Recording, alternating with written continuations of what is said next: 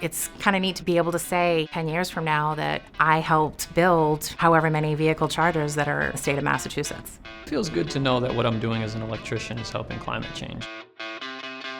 I'm Jess. My name's Elton. My name is Bobby. I am the project executive at Linwell Associates Electrical Contractors. I'm an electrical apprentice with Linwell Associates. I'm a fourth-year electrical apprentice in the IBEW Local 103 in Boston. The IBEW stands for the International Brotherhood of Electrical Workers.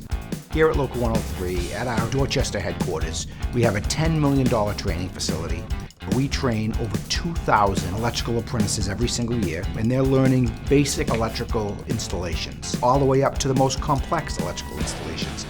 People hire IBEW electricians because we are the most reliable and most educated electricians in the state, bar none.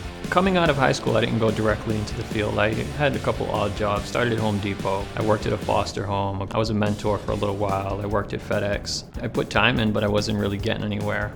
I actually went to college for accounting and finance. Cube life was not for me. Through a family friend, I started working for a supply house and sold electrical supplies to contractors for a few years and evolved into this. It's a great field. I leave work every day with a sense of accomplishment, and I can look back and see the fruits of my labor and something tangible that I've built that day.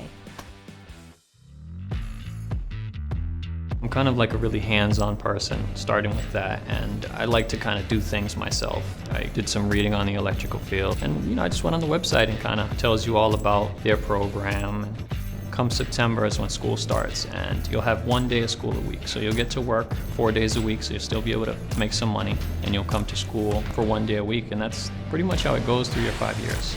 I kind of kick myself because here I am years later doing something I could have done back then. I would say the education that I gained here at the IBEW really helped to shape my career. I was able to purchase a house at a young age. I did not have any college debt. It's allowed me to do things as a young adult that a lot of my peers could not do, and frankly, the work isn't going anywhere.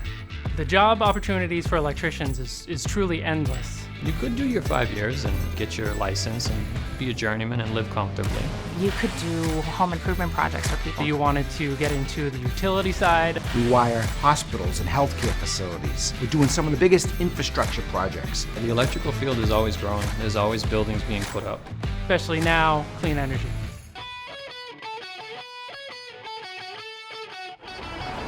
So what we have here is a level 2 electrical vehicle charger. This works off 240 volts. The level 2 chargers are the most commonly used because of cost. And basically what someone would do is just pull right up, scan their credit card, grab the plug and plug on in. So Jess and Elton will come over, open this up and show you some of the components. So these are all the feeder cables that come from the panel on the end over here, which is fed through the trench down back and to the transformer back out there.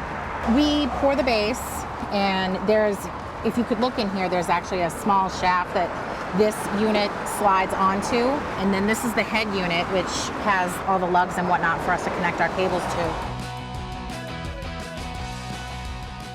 So we're in the back of the building now, and we're taking a look at another type of charger, which is used by the employees that work here. So the way that this charger is different is that this charger is being metered within the building. So because we have solar panels, that helps to offset the costs of charging all these vehicles.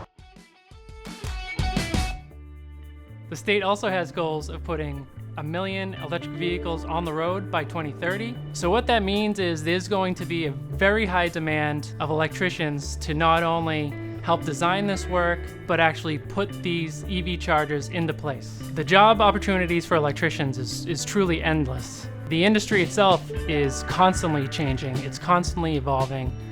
There's literally something new to learn practically every day. I have done events at high schools for like a career day, and I'll have kids come up to me, young women especially, asking, what do you do in the industry? Who knows, maybe I'll decide to open my own business and be a woman-owned enterprise. I'd like to feel fulfilled with what I do. Eventually, as more electric vehicles and chargers are out there, people will start to see the difference that we're making.